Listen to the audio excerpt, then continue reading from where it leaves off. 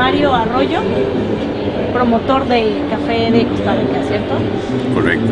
Cuéntanos, ¿cómo nace tu pasión, tu amor por meterte en todo lo que tiene que ver con el café de Costa Rica? Bueno, en realidad uno responde a una oferta laboral. Pasé por prácticamente 6 años en la promotora de comercio exterior de Costa Rica y de ahí surgió la oportunidad de una nueva opción laboral. Y la opción pues ha sido la opción más linda que he tenido sin saberlo en aquel momento. Pasé al Instituto del Café de Costa Rica.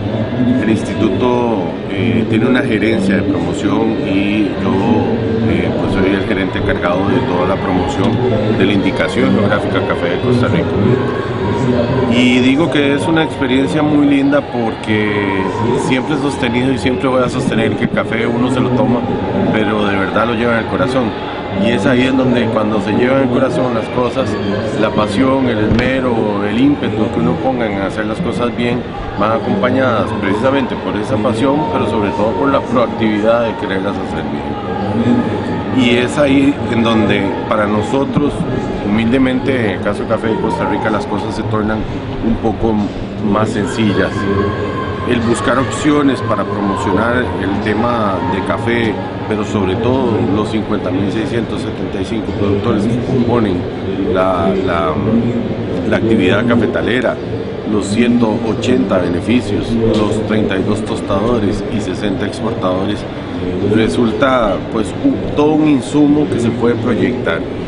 Y la proyección ahora que se le está dando es desde el punto de vista sostenibilidad. Y ahí es un punto más que importante para cualquier país origen, el poder optar por acciones que de forma sostenible preserven el negocio. Así entonces, la sostenibilidad valorada en 3 grandes dimensiones, económica, social y ambiental, se torna también un insumo para lo que yo llamo descomoditizar lo que es un commodity. ¿Cómo poderle dar valor agregado al café verde? Es la gran pregunta, siendo que el café verde es un commodity que se traza en bolsa. Y es ahí en donde esos componentes sociales, económicos y ambientales toman muchísima fortaleza. Si uno ve el café o si uno va a una cafetería, uno puede ver opciones de valor agregado del producto terminado.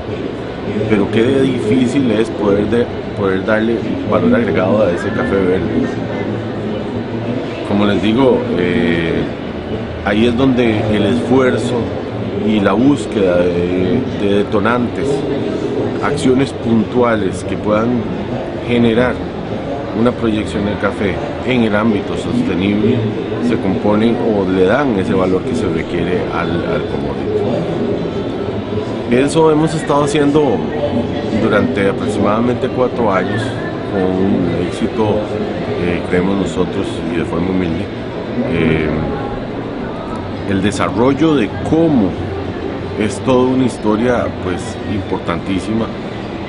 Nosotros nos valemos de una ley en Costa Rica es muy singular.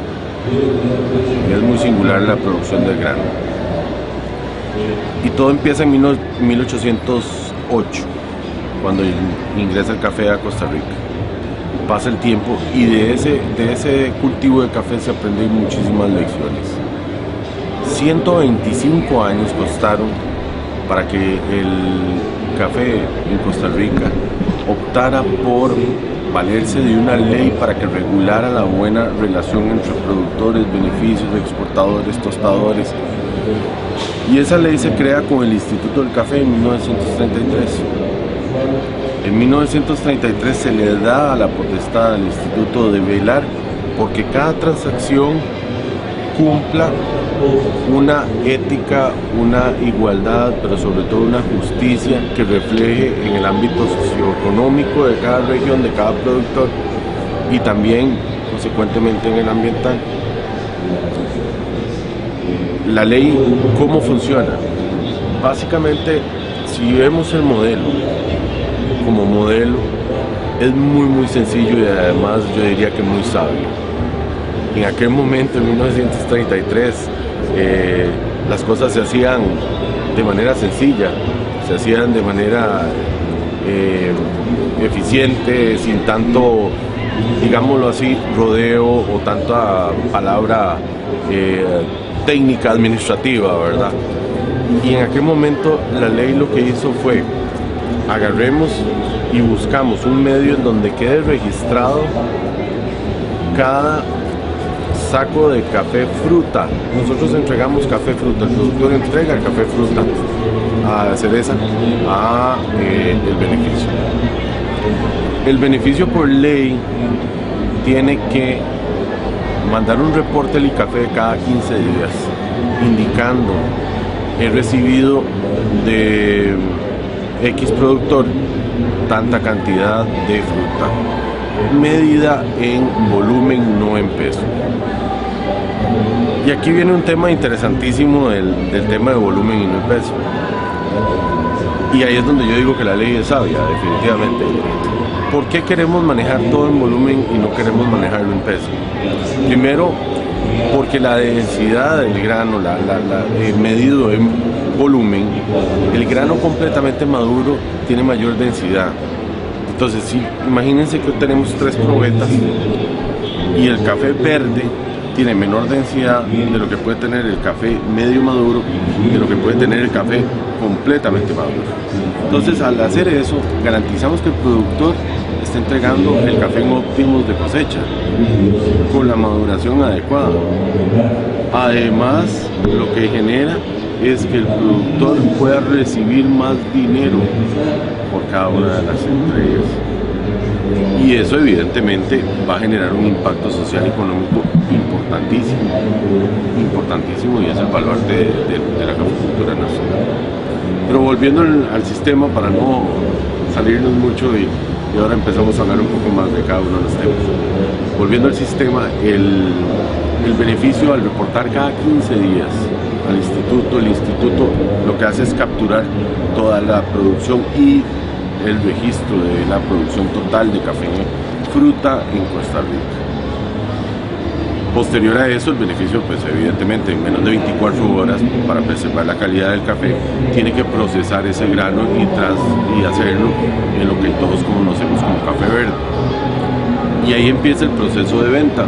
El proceso de venta que el beneficio va a realizar por medio de contratos de venta. Eso es lo que dice la ley. Pero el contrato de venta no es es tripartito. Y tripartito en este caso es que hay un comprador que quiere vender el café a un precio,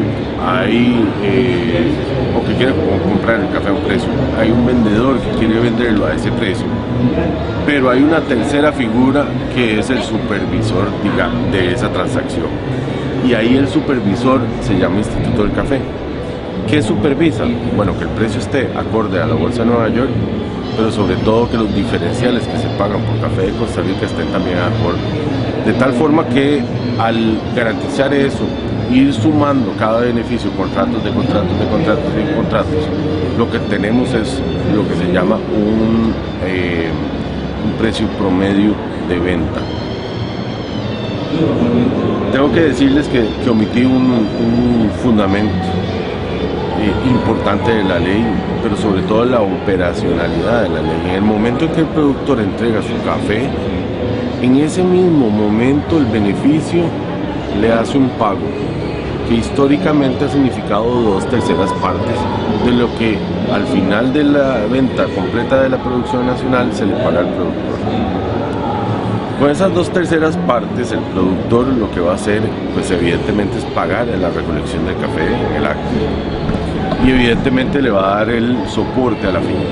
Entonces, he ahí una de los temas de importancia de cómo funciona el modelo, pero sobre todo cómo ha reflejado el modelo en la dimensión social y económica.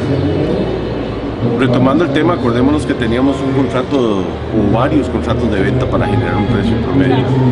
Y ahí, al final del modelo, es donde viene la parte más interesante, que se llega a pagar lo que se llama la liquidación final al productor.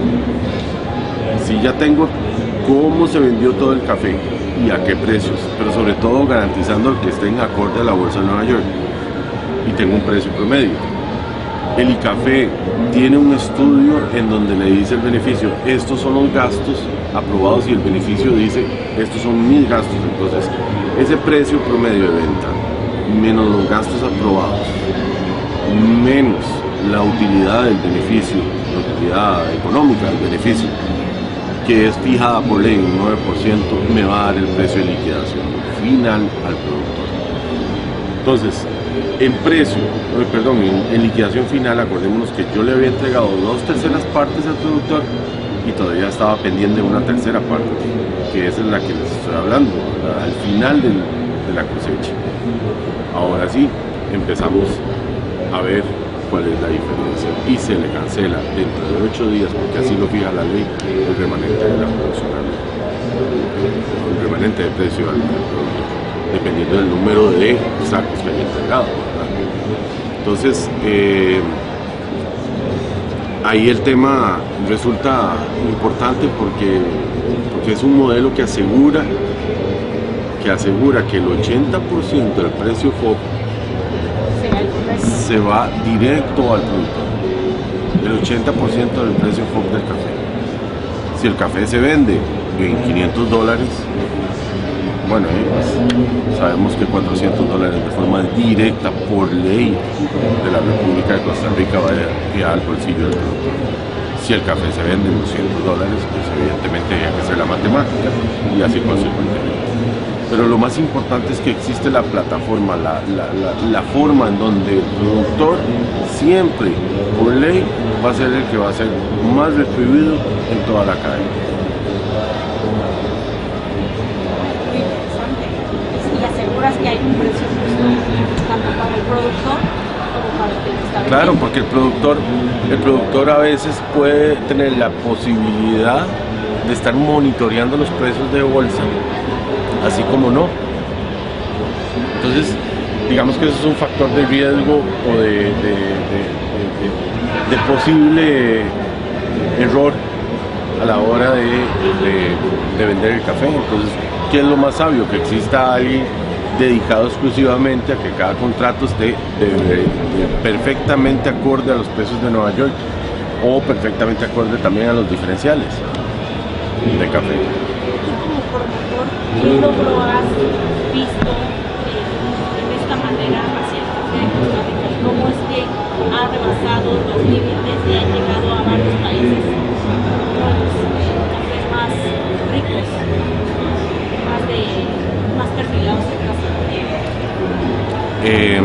Bueno, la calidad per se de café de Costa Rica es una carta de presentación. No obstante, sí tienes razón en un punto. A ver, el tema de precios a la hora de hacer una transacción comercial en el exterior, pues es fundamental. Pero también el tema de calidad, y ahí es donde el tema se convierte subjetivo de alguna u otra manera.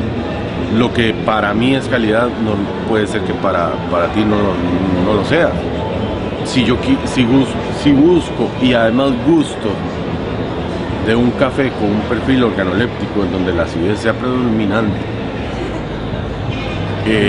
eso es mi gusto, pero puede ser que a ti te guste un café donde predomine la dulzura, las notas frutosas y demás.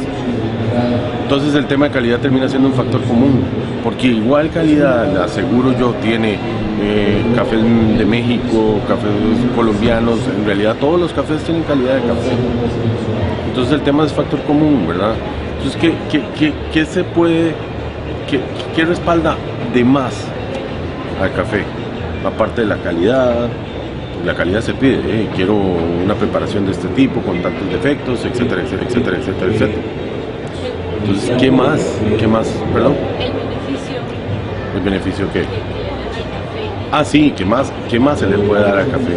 Entonces ahí es donde, digamos, en la parte de sostenibilidad y las acciones de sostenibilidad que se generen en el país son fundamentales.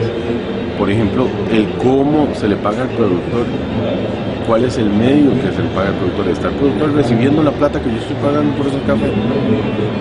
¿Qué está haciendo el país para preservar el sistema ambiental con esa plata?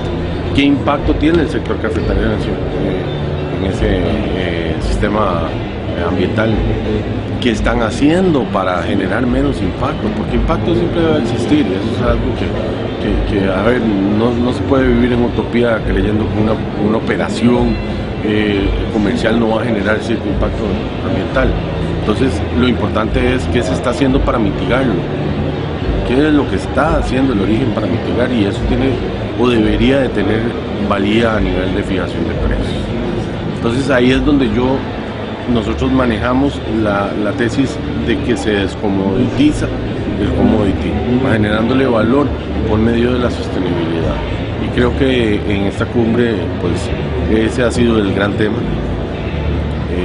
Se ha despertado el interés de los orígenes, porque las diferentes sostenibilidades, algunas mejor preparadas que otras en proceso de preparación, pueda ser valorada por toda la cadena, particularmente por los consumidores, que son irremediablemente los que imponen el ritmo, pero sobre todo las condiciones de los cafés que quieren para tomar. Y es ahí en donde, en una estrategia, en lugar de empujar, más bien es de jalar por parte del consumidor final, debería ese consumidor final jalar toda esta información para que ese café de verdad sea sostenible en todo término. Además, evidentemente, la calidad.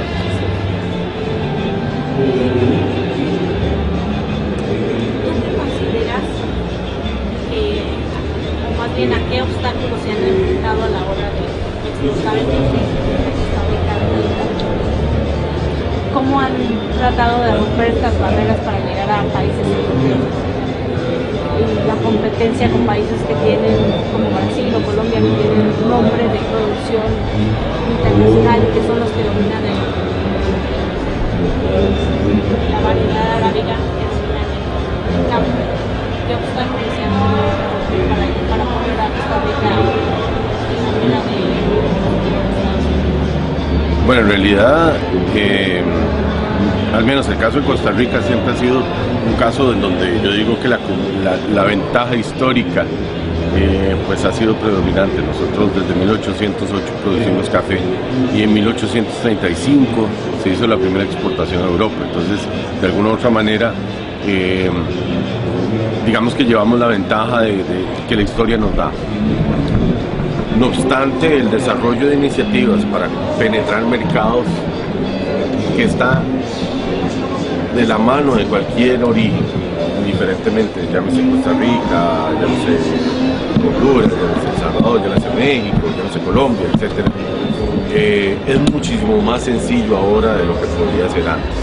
Todavía recuerdo cuando me acerco a un exportador bastante grande de Costa Rica, que antes manejaban la fijación de precios por unos libros codificados en Telex, que el libro, me decía, era una cosa como llevar la caja con una tonelada, porque pesaba, además de que pesaba, eran hojas muy grandes y entonces habían códigos y uno respondía por códigos y demás.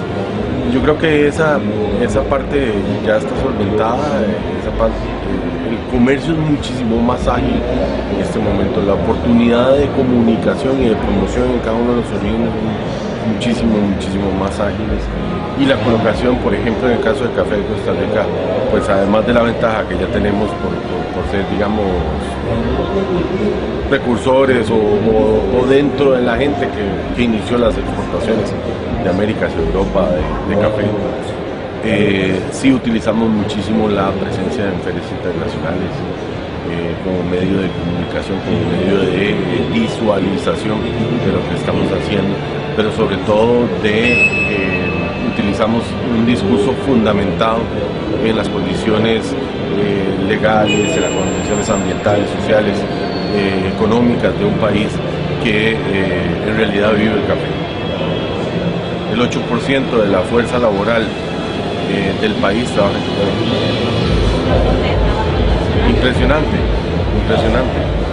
Y otro dato impresionante es, volviendo a la ley, imagínate que del 80% que recibe el productor por ley, el productor dentro de sus costos ya está establecido que aproximadamente un 62% es mano de obra.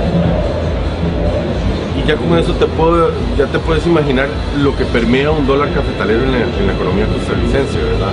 Si yo le estoy dando el 80% al productor que vive en zonas rurales, que trabaja en zonas rurales, que ha tenido y ha generado descendencia en zonas rurales, y además dentro de esas zonas rurales del 80%, el 62% ocupa cancelar mano de obra dentro de sus costos de producción. Imagínate que no solamente el productor, sino la gente que también labora para el productor. Es una cadena increíble, increíble. Entonces el asunto aquí que siempre hemos insistido es qué tanto permea el dólar cafetalero en la economía de un país. ¿Qué tanto permea? Imagínate que nosotros en México creo que se llaman municipios, es estado o municipio. En Costa Rica es provincia y cantón. El 80% de los cantones en Costa Rica producen café. El 80%. Eso es el idioma de... Sí. Entonces, ahí es donde se detonan ciertas consideraciones. En Costa Rica no hay migración de gentes de área rural a urbana. ¿Por qué? Porque ¿para qué lo van a hacer si están trabajando y hay rédito en el trabajo en la zona rural? Entonces, exactamente, ese es uno de los secretos de la no generación de anillos de pobreza en ciudades capitales. El mantener a la gente con un quehacer retribuido de la forma en que se retribuye en el caso del café en Costa Rica es uno de nuestros grandes secretos para tener el desarrollo económico rural que tenemos, con un 96% de alfabetismo, con un 90% de acceso de la población a servicios de seguro social. Entonces resulta que la sostenibilidad de verdad se puede dar. Claro, mucha gente me ha dicho, sí, pero la sostenibilidad en el caso de Costa Rica se vale de una ley. Sí, seguramente que sí, y de hecho es así. Y mucha gente también me dice, pero ¿cómo hacemos para replicarla? Ahí es donde está un poco difícil el asunto. Las consideraciones y el ambiente en torno en donde se propició la ley de Costa Rica en 1933 eran las ideales y se hizo. Qué difícil ahora, por ejemplo, tratar de replicar en otros orígenes una ley con un ambiente que tal vez no es el más favorecido o el más propicio tal vez para poderlo generar. Entonces, sí, la ley es una gran oportunidad, implica necesariamente una gran responsabilidad. ¿Y qué tan replicable sea? Bueno, pues en realidad a mí me parece, y esto es un comentario muy personal, me parece que es la forma ideal de que los orígenes puedan garantizar la sostenibilidad, porque está fijado los porcentajes por ley que cada uno de los componentes de la comercialización se puede fijar. Por ejemplo, el tema de volumen y no peso implica necesariamente el recorte de intermediación entre el productor y el beneficio. El registro en el beneficio y que sea el beneficio el que tenga que llenar el formulario y decir Mario Arroyo, documento número 1892, está entregando 30 fanegas, que la fanega es una medida de fruta fresca, de volumen, que se traduce aproximadamente al final del proceso en un quintal de café verde. Pero sí es importante medirlo en fanegas. Y toda esa información que yo estoy levantando se la envío al instituto. Entonces viene el otro tema del éxito del modelo de café de Costa Rica, que se llama institucionalidad. Y ayer en el foro con el señor director de la OIC, con el licenciado Trampe, con don Carlos Brando, se habló mucho de institucionalidad y creo que todos coincidimos de la importancia de la institucionalidad. Tiene que haber alguien que lidere el rumbo de un sector, porque si no el sector se dispersa en microgrupos que en realidad, bien lo dice el dicho, divide y vencerás, ¿verdad? Va a generar diferentes microgrupos cada uno tal vez con intereses un poco más particulares. Ahora bien, la institucionalidad no significa, ni va a significar nunca, que el gremio, el sector, se sienta acuerpado por el paternalismo institucional, ¿verdad? No, el sector tiene que también poner de su parte. Pues muy sencillo esto es como el ejemplo del niño, ¿verdad? Papi, papi, dame plata, y papi, papi, dame plata, y papi, y cualquier problema, ahí está mi papi. Pues no, ¿verdad? Eso dentro del sistema de institucionalidad no se vale. La gestión y el gestar progreso implica necesariamente el compromiso de los que componen un sector que le dan a la institucionalidad el filo de ser la punta de lanza. En el caso de Costa Rica, ese fue y ha sido el éxito. ¿Qué le recomiendas tú a la gente de México en cuanto a la productividad, en cuanto a Costa Rica ya tiene un sistema muy determinado que es el éxito? En México tenemos variedades de café, de zonas, pero no hemos tenido la oportunidad de aprovecharlos. Tú como productor de Costa Rica, ¿qué le recomiendas a la gente que tiene que utilizar tu método para poder salir de alguna manera igual a Bueno, en primera instancia, bien lo dices. El éxito de la caficultura indiscutiblemente es la productividad. De la productividad por hectárea o como se quiera medir en la unidad de área que se quiera medir. Pero sí es indiscutible que la productividad es el gran detonante de desarrollo también. ¿Qué les puedo decir a los mexicanos? Pues mucho trabajo que realizar. En el caso de Costa Rica, más que las puertas abiertas en lo que deseen aprender.